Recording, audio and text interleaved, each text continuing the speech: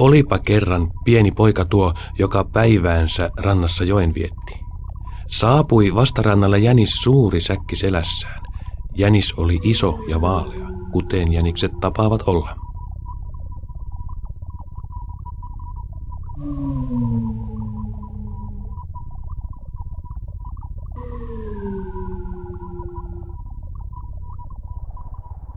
Oi jänis, sinullapa on iso säkki selässäsi, virkkoi poika.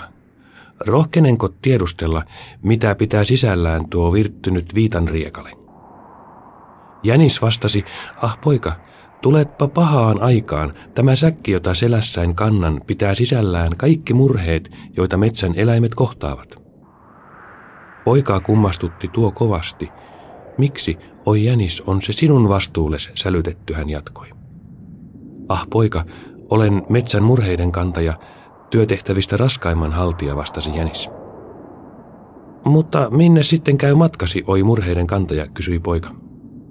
Ylös, ylös vuorelle, läpi vaarojen ja vaikeuksien, yli mörön sillan, jonka vain harva on ylittänyt. Ylös, ylös vuorelle, jossa murheet taivaan tuuliin vapautan, ilmoitti jänis.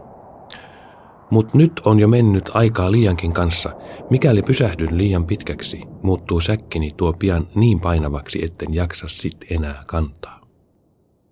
Ja niin paljon oli aikaa vierähtänyt, että ei jaksanut jänis enää nostaa säkkiä. Yhdessä tuumin he kuitenkin saivat sen ylös ja matka saattoi jatkuu.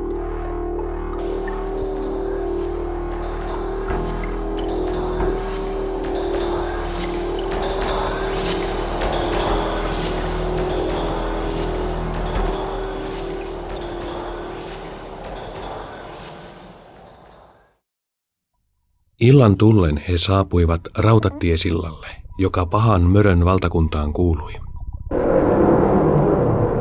Uusi mörkö. Ken on se uhmakas, joka sillallain tallaa yömyöhään? Olen murheenkantaja, oi julma mörkö, ja matkalla siltasi poikki vuorelle viemään murheita vapautettavaksi taivaan tuuliin, ilmoitti jänis ääni väristen. Tästä ei kulje kukaan, julisti mörkö ja ärisi. Silloin poika tuo nappasi maasta pullon, sivalsi mörön alas sillalta. Uusi aamu jo sarasti heidän saapuessaan juurelle korkean vuoren tuon. Perätysten kiipesivät he kohti huippua, ensin jänis ja poika heti kohta perässä. Mut kuinka ollakaan, ei pitänytkään ote jäniksen tuon ja säkki irtos hänen kädestään.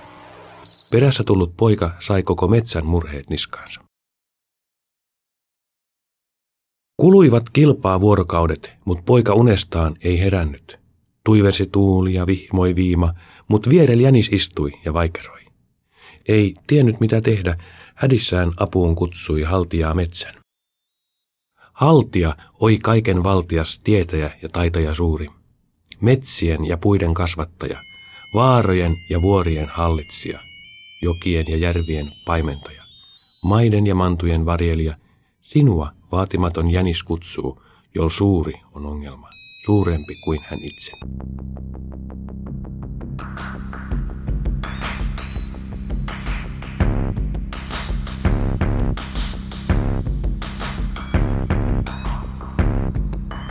Kuinka ollakaan, humahti paikalle haltija tuo, hän jol suurin on valta.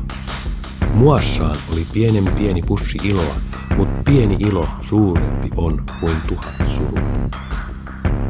Haltija luovutti säkin jänikselle, ja kun jänis ilon säkistä vapautti, pojan sydän heti riemusta helähti. Iltaa he yhdessä viettivät iloisesti rupatellen, laulaen ja elämää juhlien.